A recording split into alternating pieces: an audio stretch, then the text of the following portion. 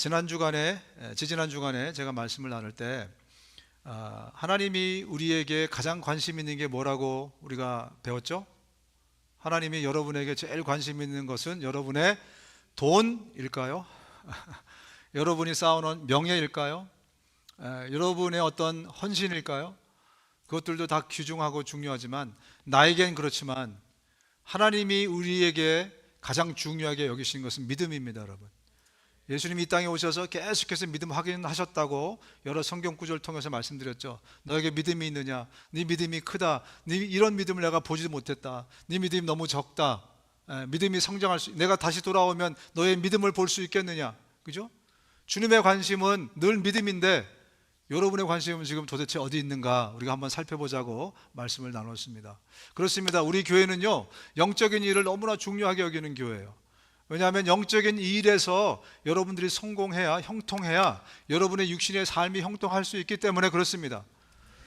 난 크리스찬들에게는 해당되는 얘기가 아니에요. 여러분이 예수 믿기 전에는 이런 것이 해당되지 않았어요. 그런데 여러분들이 예수를 믿으면서부터 새로운 영적인 법칙이 생겨났어요. 그게 뭐냐면 내가 하나님과 하고의 관계가 문제가 없어야 사람들에게도 관계가 문제가 없어요. 하나님하고 형통해야, 그래야 사람들과 내 세상 살아갈 때도 형통하게 됩니다. 이걸 누구도 벗어날 수 없기 때문에 우리 교회는요, 영적인 것을 너무나 중요하게 생각하고, 그리고 여기서 여러분의 삶의 문제를 해결하라는 거예요. 영적인 문제에서부터 여러분의 삶의 문제를 해결하라는 거예요. 그렇지 않으면 계속해서 우리는 막힐 수밖에 없어요. 왜냐하면 하나님이 우리 아버지시기 때문에 그래요. 아버지는 자녀들이 잘못된 길로 절대 가도록 내버려 두지 않습니다. 여러분, 자녀들 잘못된 길로 갈 때 여러분 그냥 쳐다만 보고 계세요? 회초리를 들으셨죠? 할렐루야. 여러분도 맞으셨죠, 예전에? 왜 그렇습니까? 아버지이시기 때문에 그래요. 하나님이 히브리서 13장에 보면 하나님의 징계를 받지 않는 자녀들은 자녀가 아니랍니다. 그래서 하나님은 늘 저와 여러분을 자녀로 대하시기 때문에 우리가 하나님의 자녀가 된 그 다음부터는 절대로 가만 내버려 두지 않아요. 그래서 여러분들이 교만해지거나 여러분들이 하나님의 뜻을 어게인스트 하거나 여러분들이 뭔가 하나님 보시기에 좋지 않을 때는요, 하나님이 고난을 주세요. 할렐루야. 그래서 우리가 겪는 많은 고난 중에 하나님이 주시는 고난이 있다는 것을 기억하십시오. 내 죄 때문에 고난도 겪고요, 마귀가 주는 고난도 있지만 하나님이 주시는 고난도 만만치 않아요. 그렇기 때문에 저와 여러분들은요, 늘 우리의 영적인 삶을 돌아보셔야 되고, 그것을 대표적으로 이야기하는 게 내 믿음입니다. 그래서 내 믿음이 정말 주님께서 요구하시는, 또 생각하시는 대로 움직여가지 않으면요, 자라고 성장하지 않으면 주님이 우리 가운데 고난을 주실 수 있어요. 그래서 저와 여러분들 우리의 영적인 생활을 늘 돌보는 그런 삶을 사셔야 돼요. 이런 거 적으세요, 여러분. 또 다시 한번 강조해야 되겠네. 한번 따라합시다. 적자 생존. 적자 생존. 적어야 산다는 겁니다. 적어야 산다. 왜냐하면 너무나 중요한 영적인 원리들을 우리가 잊어먹게 되면요, 손해보기 때문에 그렇습니다. 여러분, 그래서 늘 우리의 영적인 컨디션이 주님하고 굉장히 괜찮을 때 우리의 삶에서도 여러분 평안을 누리고 삶에서도 문제가 없다는 걸 꼭 기억하셔야 돼요. 그래서 우리는 반사적으로 삶에 문제가 생기면 제일 먼저 뭘 확인해야 되죠? 내 영적인 상태를 확인하셔야 돼요. 목사가 밉다, 목자가 밉다, 혹은 이웃이 밉다, 그러면 그 사람하고 관계를 풀어나갈 게 아니라요, 먼저 하나님하고 관계를 풀어나가야 돼요. 여러분, 그러면요, 하나님하고 관계가 풀어지면 제가 굉장히 불쌍하게 보일 겁니다. 저랑 어떤 그 동료들이 너무나 불쌍하게 여겨질 거예요. 그리고 하나님하고의 관계가 풀어지면 십자가의 그 사랑과 십자가의 은혜가 다시 한번 절절히 느껴지면서 얼마나 참 그 사람이 불쌍하면 그렇게 나한테 네 가지가 없는 발언을 했을까 라든지, 얼마나 그 영혼이 참 안 된 나를 내가 십자가 때문에 다시 한번 경험하고 느끼게 돼요. 그래서 관계 문제도 다 풀리게 되어 있습니다. 돈 문제, 또 여러 가지 우리 삶에서 겪는 많은 문제들이 다 하나님과의 관계의 문제라는 것을 우리가 꼭 기억하면서 그러면서 살았으면 좋겠습니다. 여러분, 그래서 콩나물시루 기억하십시오. 여기에 앉아서 은혜만 받는다고 믿음이 자란다? 절대 그렇지 않습니다. 그 설교를 옛날에 목사님들이 많이 하신 것은 여러분이 격려하고 위로하려고 그런 거예요. 너무 힘들게 사셨으니까, 힘들게 살고 있으니까. 그러나 믿음은 움직이지 않으면, 순종하지 않으면 절대 자라지 않습니다. 그래서 10년 전이나 20년 전이나 내 믿음이 고만고만하다, 왜 그랬냐면 말씀 듣고 움직이지 않아서 그래요. 하라는 대로 안 해서 그래요. 적자 생존만 여러분들이 한번 실천해 보십시오. 여러분의 삶이 완전히 많이 달라질 것입니다. 또 들은 말씀대로 여러분들이 비록 넘어질지라도 계속해서 그 말씀에 순종하려고 애써 보십시오. 원수를 사랑하라. 여러분 한번 여러분 도전해 보십시오. 말씀대로 순종할 때 그때 하나님이 경험되어지고요, 내 믿음이 자라는 거지. 이론은 내가 맨날 갖고 있어. 그리고 맨날 회개만 해. 주님 오늘 또 못했어요. 절대 믿음이 자라지 않습니다. 여러분 우리가 순종할 때 우리 믿음이 자란다는 것을 기억하시기 바랍니다. 오늘 본문으로 들어가겠습니다. 명절의 가장 중요한 날인 마지막 날에 예수께서 일어서서 큰 소리로 말씀하셨다. 목마른 사람은 다 내게로 오라. 와서 마셔라. 나를 믿는 사람은 성경이 말한 바와 같이 그의 배에서 생수가 강물처럼 흘러나올 것이다. 이것은 예수를 믿은 사람들이 받게 될 성령을 가리켜서 하신 말씀이다. 예수께서 아직 영광을 받지 않으셨으므로 성령이 아직 사람들에게 오지 않았다. 지금 몇 주째 우리 본문의 배경이 어디라고요? 초막절 예루살렘입니다. 초막절 예루살렘에 이 일이 예수님이 지금 설교하시는 장면에 오늘 우리가 이제 와 있습니다. 매년 초막절이 되면 수많은 사람들이 예루살렘에 모였어요. 그리고 그들이 매일마다 했던 아주 중요한 의식이 뭐냐면 성도들과 함께 줄을 지어서 거의 10리길을 줄 지어서 이제 제사장들이 순금 항아리를 들고 실로암 못까지 계속 같이 갔대요. 가서 그 실로암 못에서 물을 떠가지고 사람들이 막 찬양을 하는 가운데 그 물을 가지고 예루살렘까지 와서 제단에다가 그 물을 붓는 의식을 매일 했다는 겁니다. 이게 초막절 그들이 했던 중요한 의식 중에 하나입니다. 왜 그들이 그런 의식을 계속 중요하게 여기면서 했을까? 왜냐하면 그들의 조상들이, 광야는 물이 없잖아요, 그죠? 그 광야 가운데서 하나님이 반석을 치게 하셔서 반석에서 강이 나왔대요. 강이. 반석에서 개울이 나온 게 아니고요, 샘이 터진 게 아니고 강이 나왔답니다. 왜냐하면 이스라엘 백성들의 지금 인구가 상식적으로 따져봐도 200만 명이 넘어요. 200만 명이. 그리고 더 중요한 것은 거기다가 그들이 짐승을 어마어마하게 많이 길렀다는 거예요. 여러분 하다못해 기르던 강아지도 놓고 오지 않잖아요, 그죠? 예. 근데 자기의 재산들이에요. 이집트에 다 놓고 왔을까요? 그렇지 않았을 거예요. 그럼 사람 숫자가 많았을까? 아니면 동물 숫자가 많았을까요? 잘은 모르겠지만 비등비등하게 많았다고 치면 400만이에요. 목숨줄이 400만인데 반석을 딱 쳤는데 개울물이 쏟아져. 400만이 못 먹습니다, 여러분. 목욕도 해야 될 거 아니에요, 그죠? 씻어야 될 거 아니에요, 그죠? 예, 강이 흘렀다는 겁니다. 반석을 치셔서 강이 나온 거예요. 그것에 대한 감사의식으로 물을 떠다가 부은 거예요.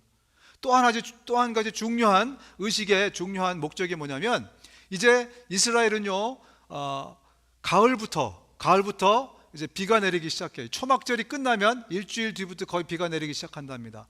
그런데 그때 오는 비를 이제 이른 비라고 부르는데, 이른 비가 적당하게 와야, 그래야 파종을 할 수가 있어요. 왜? 여름 동안에 너무 햇빛이 세가지고 캘리포니아처럼 땅이 딱딱해져 있어요. 그래서 그들이 농사를 지으려면 이른 비가 내려야 됩니다. 하나님 우리에게 이른 비를 주십시오. 그래서 두 가지 목적. 하나는 그 광야 생활 동안에 우리에게 생명 되어 주셔서 감사합니다. 반석을 통해 강 주셔서 감사합니다. 또 하나는 계속해서 우리에게 생명을 주십시오. 이른 비가 내리지 않으면 우리 죽습니다. 풍년이 될 수 있도록 이른 비를 우리에게 넉넉해 주십시오. 이 두 가지 큰 의미로 물을 가지고 갔다가 제단에다가 붓는 그 행사를 했다고 합니다. 그런데 마지막 날, 초막절의 마지막 날은요, 그 일을 굉장히 대대적으로 하면서 이날은 회개의 날, 또 통회의 날로 그들이 잡고 막 이 의식을 굉장히 거대하게 했다고 합니다. 그래서 이 행사가 초절정에 이르렀죠. 바로 그때 오늘 본문의 말씀을 예수님이 선포하신 거예요. 누구든지 목마른 자마다 다 나에게로 오라. 성경에 이르기를 누구든지 목마른 자는 다 내게로 오라. 그 배에서 생수의 강이 흘러넘칠 것이다 라고 예수님이 그때 말씀하셨습니다. 왜 하필 바로 그때 최고의 행사의 절정에 이르렀을 때 예수님이 그 말씀을 하셨을까? 여러분 말씀드린 대로 두 가지 목적이라고 말씀드렸죠. 초막절은 감사와 간구입니다. 감사와 간구. 물에 대한, 다시 말하면 생명에 대한 감사와 생명에 대한 간구를 한 거죠. 예수님이 바로 그때 말씀하신 것은 내가 반석이라는 거예요. 내가 반석이다. 그때 너희 조상들이 그 반석을 친 것을 통해서 생명을 얻지 않았느냐? 그 반석은 나를 상징하는 것이다. 고린도전서 10장 정도에 보면은 예수님이 그 반석이심을 다시 한번 저와 여러분들에게 말씀해 주고 있어요. 그리고 예수님 말씀하십니다. 이른 비가 바로 나다.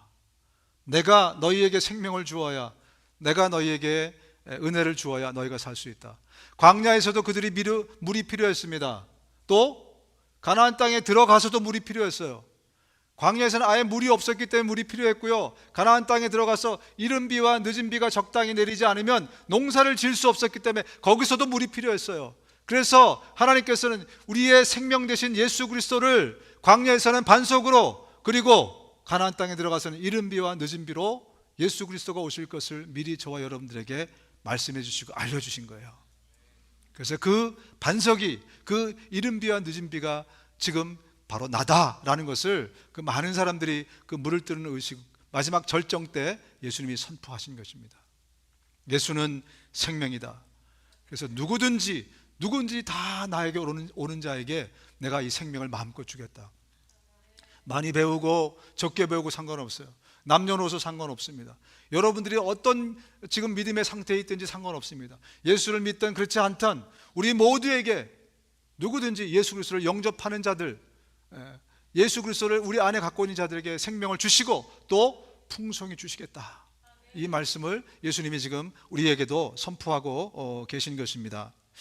여러분, 우리가 생각하는 광야를 한번 생각해 보십시오. 이스라엘 백성들에게는요, 사실 두 가지 광야가 있었어요. 첫 번째 광야는 출애굽기의 광야입니다. 두 번째 광야는 민수기의 광야예요. 그런데 저는 한 번도 이거를 배워본 적이 없는데 주님이 말씀을 이렇게 준비하게 하시면서 저에게 좀 가르쳐 주셔서 힌트를 좀 주신 것 같아요. 여러분, 이스라엘 백성들이 출애굽을 했을 때 출애굽기에 나오는 내용은요 2년치밖에 안 돼요. 이스라엘 백성들이 광야 생활 몇 년 했죠? 40년 했잖아요, 그죠? 나머지 38년은 거의 다 민수기에 기록이 돼 있어요. 출애굽기는 2년 동안의 여러 가지 메시지와 행적들이고요, 나머지 38년 동안의 일들은 민수기에 돼 있어요. 그래서 출애굽기의 광야는 그야말로 반석이 되어 주셨어도 이제 이동했고 시내산에만 그들이 이제 정착했잖아요. 시내산에서의 주님이 주시는 그 물은 그 물을 통해서 잠깐 동안 거기에 초원이 이루어졌을 겁니다. 그러나 민수기에서 광야는요 사실 광야가 아니에요. 그때는 하나님이 반석을 통해서 강을 주셨기 때문에 그 400만이 넘는 그 목숨줄을 유지하기 위해서는요 거기에 초원이 이루어졌을 거예요. 그래서 우리가 민수기를 생각할 때는요 하나님이 얼마나 풍성하게 그들을 이끄셨는지를 생각할 필요가 있어요. 여러분, 동물들이 만나를 먹었겠습니까? 아니면 풀을 먹었겠습니까? 만약에 성경에 기록이 안 돼 있기 때문에 누군가가 동물들도 만나를 먹고 40년을 38년을 지냈다 그러면 저도 할 말이 없겠지만 과연 그렇게 됐을까? 그리고 예수님이 반석이 되셔서 강을 내게 하셨기 때문에 그 강을 통해서 분명히 초원이 만들어졌을 겁니다. 그리고 동물들도 거기서 그 풀을 뜯고 살았을 거예요. 그래서 제 생각에는 민수기의 광야와 출애굽기의 광야가 굉장히 다른 것 같아요. 우리에게 푸른 초장과 쉴만한 물가로 인도해 주시는 분이 누구시죠? 예수 그리스도. 예수 그리스도가 반석이 되셨을 때 광야에서부터 그들은 이미 예수가 임했을 때 광야 같은 우리의 삶이 어떻게 변할 것이라는 것을 미리 말씀해 주고 계셨던 겁니다. 그들은 그래서 38년 동안에 정말 하나님의 은혜 가운데 동물들도 모든 생물들이 주의 은혜 가운데 살았다는 것이 아닌가 생각을 합니다. 여러분, 우리 모두는 다 목마른 사람들입니다. 우리 육체도 목이 마르고 여러분의 영혼도 목이 마릅니다. 오늘 아주 중요한 메시지를 여러분에게 전해드릴 겁니다.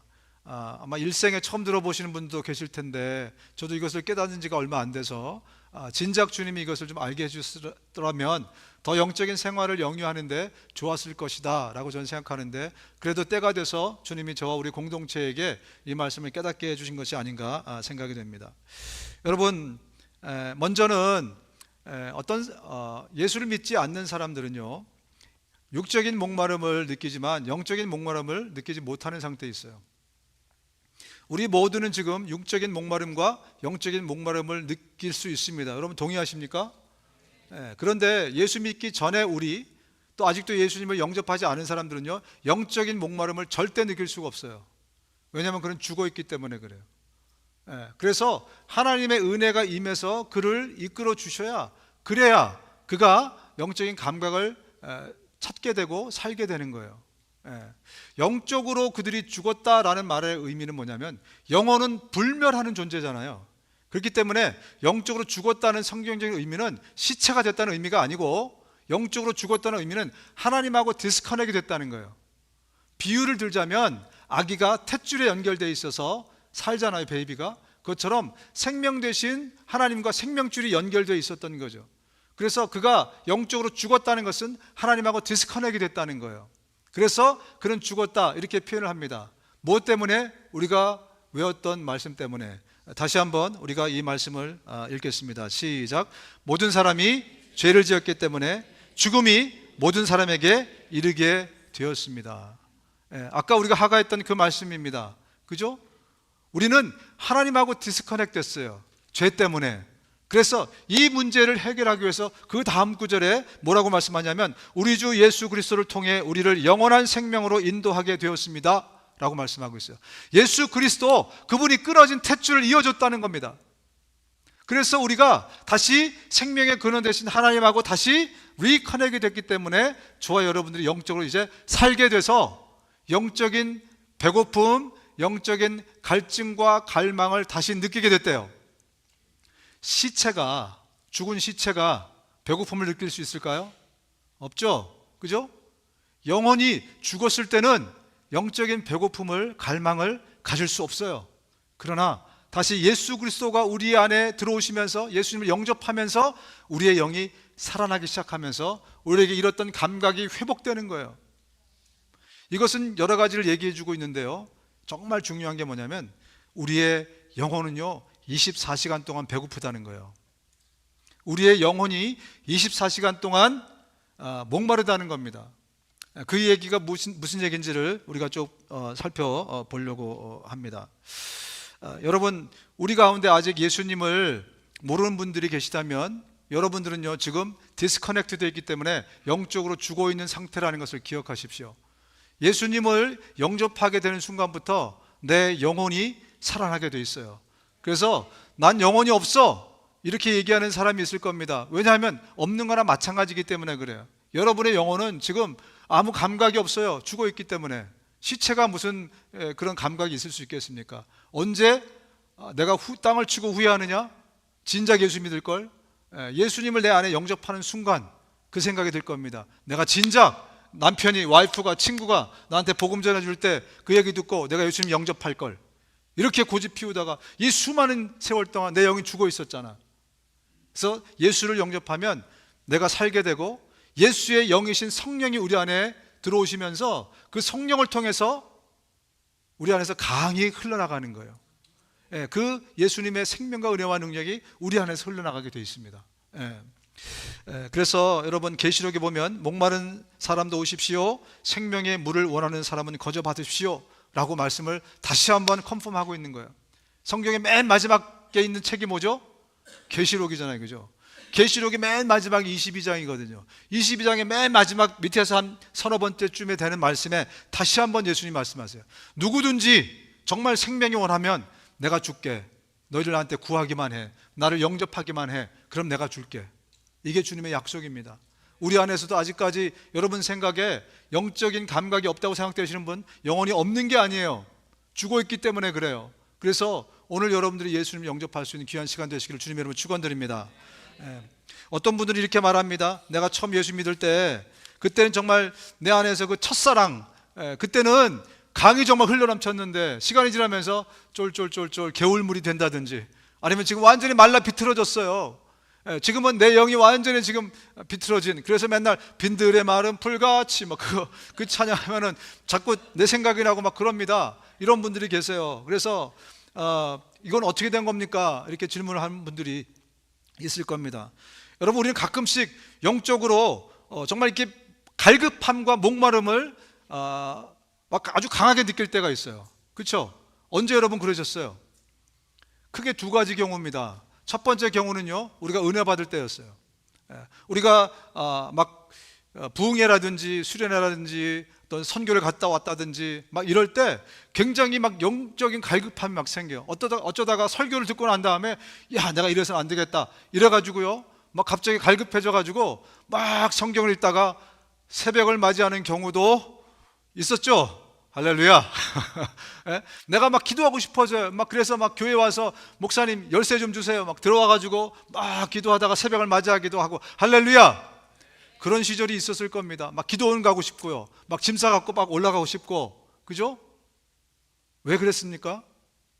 영적인 갈급함이 갑자기 느껴졌기 때문에 그래요. 그죠? 그 목마름이 갑자기 느껴졌기 때문에 그래요. 왜 영적인 목마름과 갈급함이 갑자기 느껴졌을까요? 우리의 영이 하나님의 은혜로 깨어났기 때문에 그래요. 우리가 졸고 있다가, 우리의 영혼이 졸고 있다가 깨어나서 그래요. 두 번째 경우 어떤 경우인지 아세요? 우리가 갑자기 영적인 갈급함이 생기는 경우는요, 여러분이 고난당할 때입니다. 내가 너무 어렵잖아요. 힘들잖아요. 그러니까 하나님 앞에 안 엎드릴 수 없죠. 금식을 안 할 수 없죠. 기도 안 할 수 없죠. 하나님께 달려가서 주여 주여 그러면서 하나님이 저와 여러분을 깨워주시기 때문에 그래요. 내가 그런 어떤 이벤트를 통해서 깨거나 하나님이 나를 깨워주시거나 둘 중에 하나입니다. 여러분, 이벤트를 통해서 저와 여러분들이 그동안 얼마나 신앙생활을 거기다가 막 기대고 살았습니까? 어떤 자매가 저한테 찾아와가지고 그래요. 목사님 언제 우리 부흥회해요? 그러더라고요. 예전에 LA 있을 때. 왜 그러냐 그랬더니 부흥회가 있어야지 자기가 막 살 것 같대요. 그리고 부흥회 끝나고 한 2주 되면 다시 다운된대. 그래가지고 부흥회 끝나면 이제 수련회를 기다리는 거예요. 그래서 수련회가 있으면 또 가서 막 불 때우고 부채질하고, 그리고 한 2주 지나면 또 꺼져요. 그럼 또 단기 성결 가야 돼요. 이렇게 삶이 계속 이렇게 되는 거예요. 이렇게. 혹시 여러분 얘기하고 있는 거 아니에요 지금 제가? 어떤 분은 이벤트 중심으로 신앙생활 하는 분들이 계세요. 왜 그런가? 졸고 있던 내가 그때 깨어나기 때문에 그래요. 여러분 명심하십시오. 우리의 영혼은 24시간 배가 고프고 있었는데 그걸 우리가 몰랐을 뿐이에요. 저는 이걸 깨달은 지 얼마 안 됐어요. 만약에 내가 이걸 깨달았었더라면 제 목회나 신앙생활이 더 달라졌을 텐데. 여러분, 우리가 24시간 배고픈 존재가 맞습니까? 히딩크가 맨날 그러죠. 배가 고프다. 히딩크 아시죠? 그죠? 그런 어떤 자기의 꿈을 향해서 어떤 이기는 것을 향해서 목마르다고 이렇게 얘기를 했지만, 사실요, 저와 여러분 육신적으로도 배가 고프니까 우리가 삼시세끼를 먹어줘야 되잖아요. 그죠? 그래야 배고픔이 늘 느껴지니까. 근데 영혼은 24시간 동안 늘 배고픈데 우리가 언제 그걸 느꼈는가? 맨날 졸고 있으니까 그걸 느끼지 못했던 거예요. 그래서 이벤트를 통해서 깨이거나 고난을 통해서 하나님 깨워주시거나 그때만 번쩍 일어났다가 다시 또 수그라들고 다시 졸고. 우리가 그동안 이런 신앙생활, 이게 정상적인 줄 알고 살아왔기 때문에 밖에 나가면 예수 믿는다 그러면 개독교라 그러고, 그죠? 내가 장로라 그러면 다시 등을 돌려버리고. 우리도 누가 장로라 그러면 저도 싫어요 요새. 누가 밖에 나가서 자기 장로래 뜬금없이 그러면 나도 그게 싫더라고요. 왜 그런 일이 발생했는가? 그다음 우리 신앙생활이요, 웬만한 사람들은 다 졸고 있어. 근데 그게 정상적인 줄 알아요. 여러분, 우리가 졸고 있기 때문에, 우리의 영이 졸고 있기 때문에 우리의 배고픔, 영적인 갈증을 우리가 못 느꼈던 거예요. 여러분, 영적으로 지금 갈급한 분 계십니까? 영적으로 배고픔이 느껴지는 분 계십니까? 비로소 여러분이 그때 정상적인 영적인 생활, 신앙생활을 하고 있는 거예요. 우리가 졸고 있으면요, 감각이 없어져요. 너무 졸리니까. 그죠? 먹는 것도 귀찮아. 막 조는데 여러분 갖다 떠먹여 주시면, 여러분 어떤 분 졸면서 먹는 분도 계시긴 하지만 귀찮잖아요. 그죠? 졸고 있으면요, 영적으로 배고픔을 못 느끼는 거예요. 내가 왜 그동안 그냥 이 무감각한 상태로 살았는가? 이러다가 점점점 나중에 어떻게 됐죠 여러분? 점점점 하나님부터 멀어지고, 그리고 영적인 문둥병자처럼 감각이 없어지는 것. 24시간 동안 내가 내 육체가 배고픈 것처럼 내 영이 배고프다는 사실을 저는 몰랐었어요. 아무도 안 가르쳐 줬으니까. 근데 이제 저와 여러분 우리 공동체에게 주님이 가르쳐 주신 이유가 있을 거라고 저는 생각합니다. 그런 배고픔이 늘 느껴지셔야 돼요. 오늘 여러분 지금 12시 8분인데 배고프세요?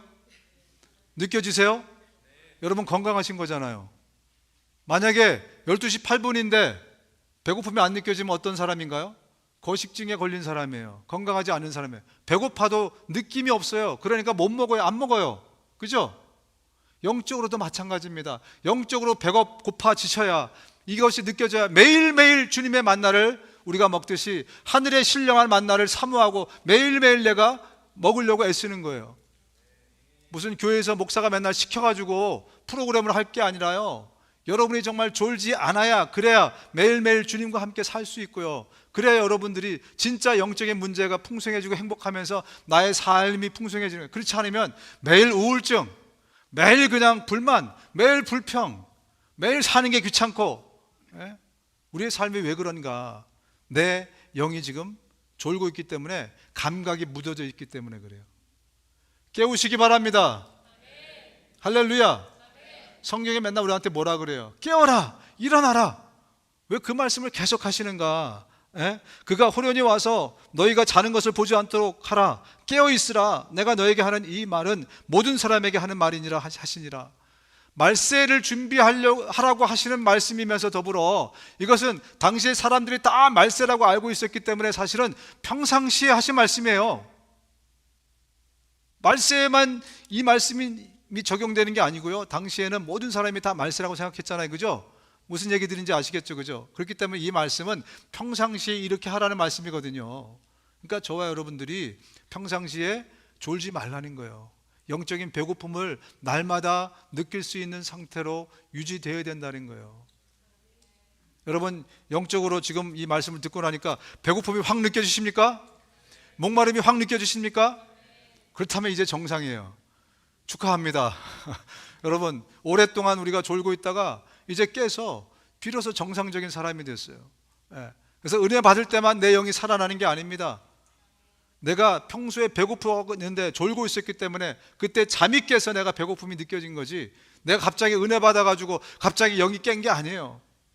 예전에 제가 목회할 때 이걸 잘 몰라가지고요, 어떤 분이 저한테 와가지고, 목사님, 내가 너무 갈급해요. 내가 정말 너무 목말라요. 그래서 제가 딴 교회 가겠어요. 그러면 제가 죄송합니다. 제가 성도님을 잘 못해드려서 죄송합니다. 그러고 보냈어요, 진짜로. 왜냐하면 저보다도 신령한 목사가 있을 거 아니에요. 그죠? 그 교회를 찾아가시라고. 그런데 가서 거기서 또 있다가 어느새 보니까 마켓에서 만났는데 교회를 안 다닌대. 이제 도대체 어떻게 된 거냐 그랬더니 저보다 신령한 사람을 찾아갔는데 거기서도 계속 목마름이 있다는 거예요. 그러다가 뭐가 안 채워진대. 그래서 또 딴 데 갔대요.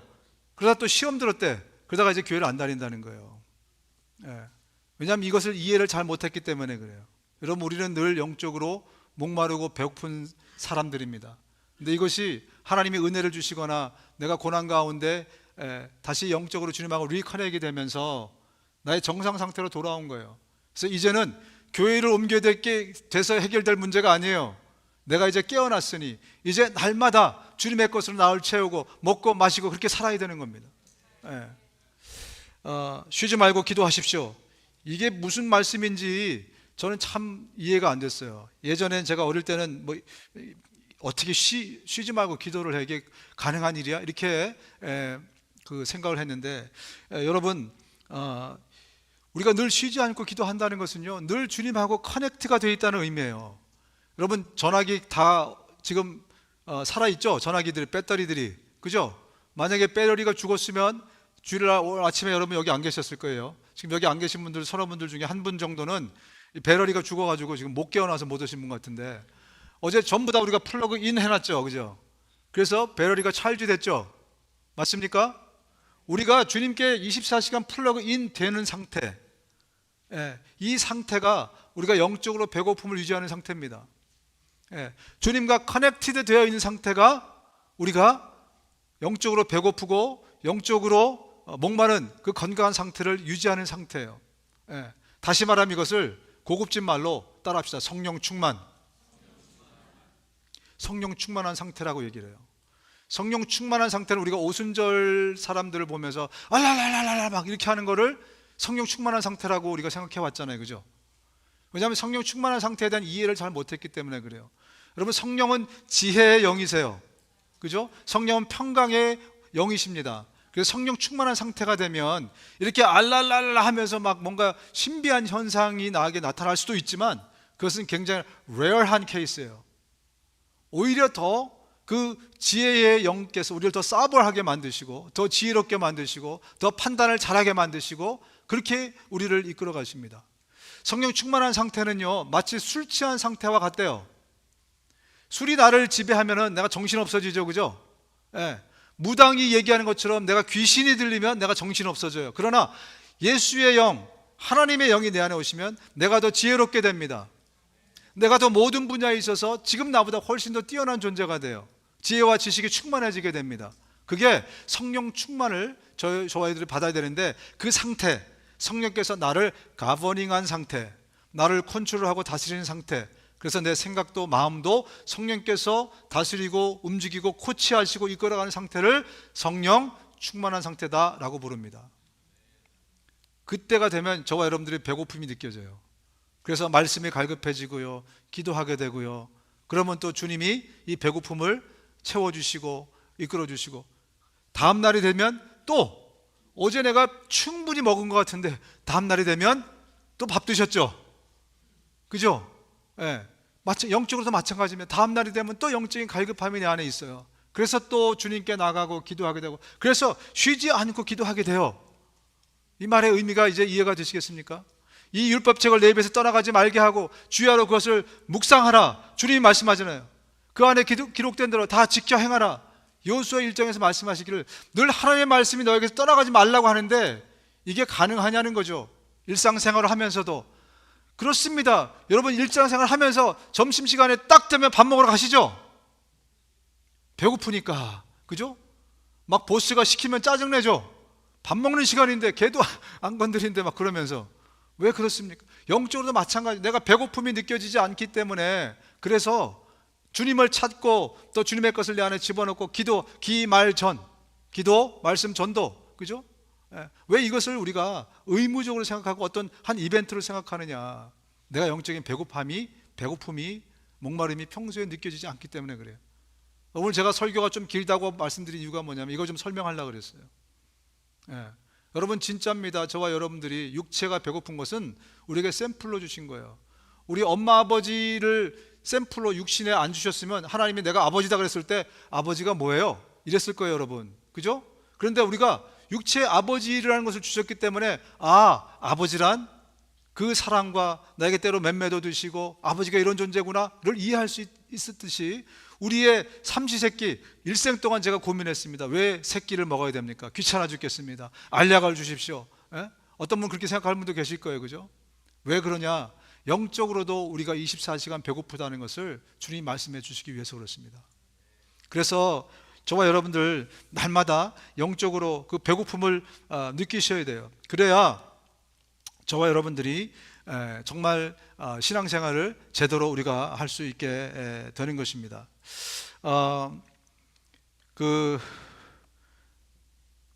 이 광야는요, 우리 예수님이 계실 때, 하나님이 계실 때 우리 삶에서 광야는 사실 없었어요.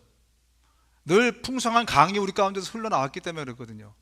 근데 왜 여러분들이 또 혹은 어쩔 때 갑자기 내가 완전히 메말라져 버렸다 이런 얘기들을 그때 했었냐면, 우리가 졸고 있었기 때문이고, 그러면서 우리 안에 어마어마한 댐이 하나 생겼어요.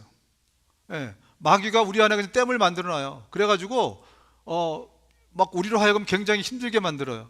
이게 막 쏟아져 나와도 댐이 막고 있으니까 우리한테 그 생명이 연결이 안 되는 거예요. 우리가 댐을 없애려면 늘 주님 앞에 플러그 인 되어 있어야 되고 커넥트 되어 있어야 됩니다. 성령 충만하게 되어 있어야 해요. 그래야 이 댐이 아예 무너져 내리는 거예요. 저와 여러분에게 주시는 이 풍성함을 우리가 계속 먹으면서 이 댐이 무너져 내려가는 것입니다.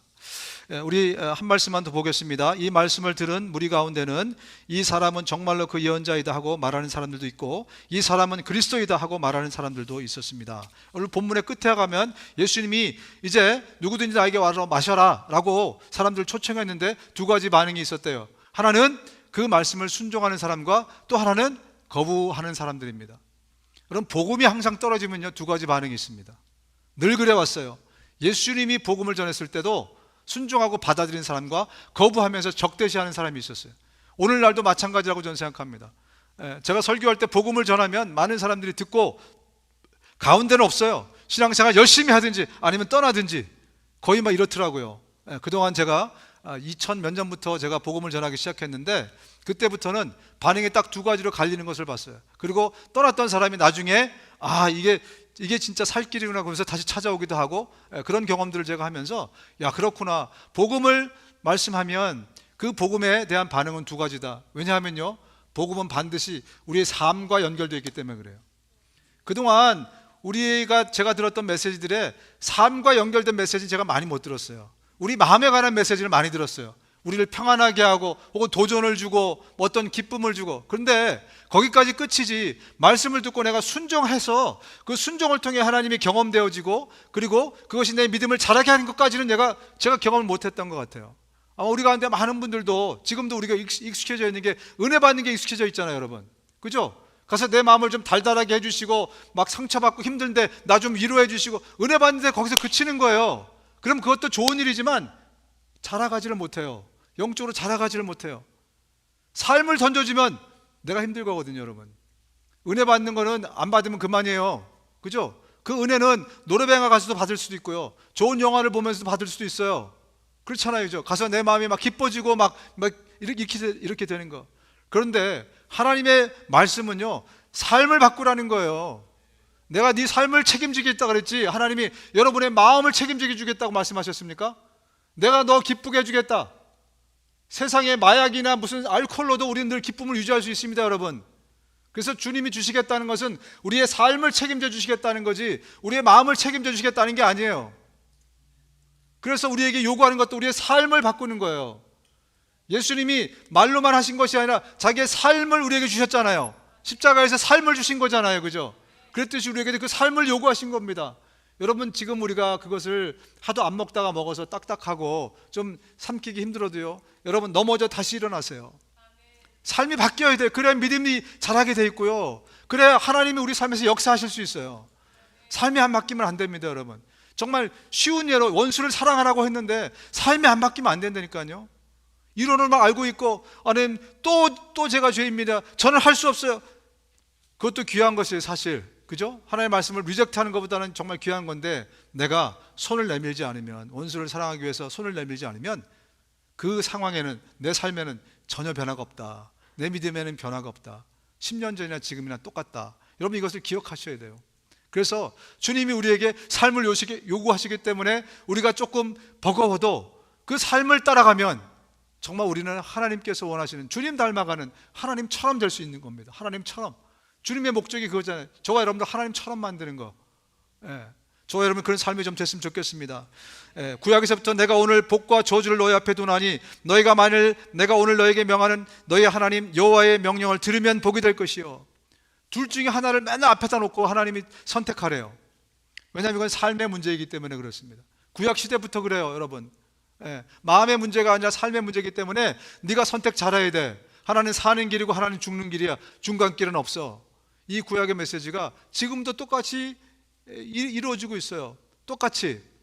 그래서 주님은 저와 여러분들에게 늘 정말 예수라는 그 길만을 택하기를 원하세요.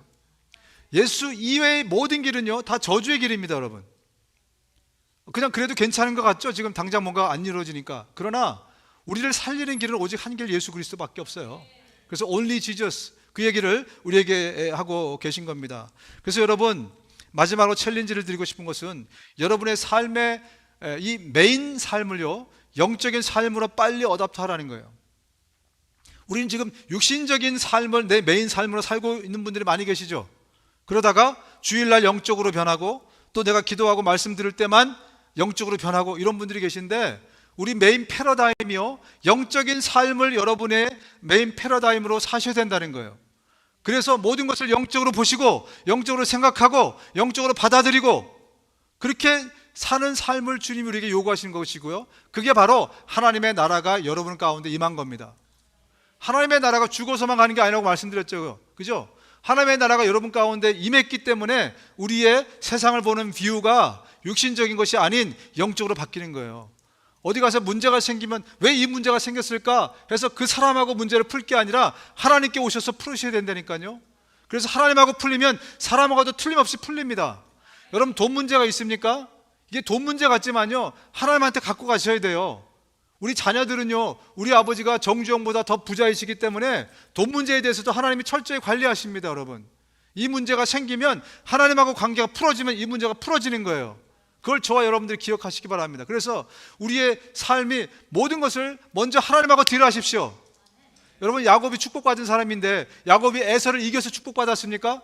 아니면 라반을 이겨서 축복받았어요? 아니요, 하나님하고 먼저 딜해서 하나님과 겨루어서 이겼다. 너무 중요한 말씀입니다. 한번 읽어보겠습니다. 창세기 32장입니다 시작. 네가 하나님과 겨루고 사람과 겨루어 이겼으므로 다시는 네 이름을 야곱이라 하지 않고 이스라엘이라 부를 것이다. 지금 두 개 나와 있죠. 하나님과 겨루고 인간하고도 겨뤘대. 여러분, 하나님하고 싸워서 이길 사람 아무도 안 계시죠, 그죠? 여러분, 하나님하고 싸워서 이긴 사람 보셨어요? 아무도 없어요. 그런데 왜 이런 표현을 했습니까? 그 다음 구절 때문에 그래요. 인간하고 싸워서 이겼다. 무슨 얘기입니까? 문제가 생겼을 때 먼저 하나님하고 딜한 사람은요, 여기서 해결된 사람은 반드시 사람하고의 문제도 해결된다는 거예요. 영적인 문제가 해결되면 세상의 문제도 해결된다는 얘기를 하고 계신 거예요. 여러분, 다윗이 골리앗을 때려 눕혔을 때 많이 설교를 들어보시겠지만 만약에 골리앗만 보고 갔으면 다윗이 담대함을 가질 수가 없어요. 그 뒤에 더 큰 하나님을 봤기 때문에 그래요. 왜? 다윗의 습관은요, 늘 곰이 있을 때도 사자가 있을 때도 곰과 사자를 본 게 아니에요. 그 뒤에 계신 하나님을 그때부터 보기 시작했어요. 이의 삶이 영적인 삶으로 패러다임이 완전히 바뀌었기 때문에 곰이 아니라 골리앗 할아버지가 나타나도 그는 똑같이 봤을 겁니다. 엄청 크네, 63빌딩이네, 근데 63보다 더 큰 하나님이 계시네. 이게 그가 갖고 있었던 생활 습관이었고 패턴이었기 때문에 그래요. 저와 여러분들이 이제 육신의 삶에서 영적인 삶으로 패러다임을 바꾸시기 바랍니다. 하나님과 먼저 딜하고요, 또 우리가 오늘 차 타고 가는 순간부터 우리 삶에 나타나는 모든 문제에 대해서 영적으로 이것은 어떤 의미일까, 그것은 하나님이 나에게 뭐라고 말씀하시는 걸까, 이런 습관을 처음에 잊어먹지도 할 겁니다. 아마 연습이 안 돼 있으니까. 그러나 점점점 여러분들이 그렇게 만드셔서 우리의 삶의 메인 삶이 하나님의 나라 안에서 사는 삶, 이 땅에 임한 하나님의 안에서 사는 삶으로 살아서 우리 주변에 많은 사람들도 야, 저 사람 참 신기하게 살아가네, 저 사람은 참 이 고난 가운데서 어떻게 저렇게 살 수 있을까, 이런 많은 사람들의 또 평판 있을 수 있는 그런 삶이 될 수 있기를 주님의 이름으로 축원드립니다. 눈을 감으시겠습니다.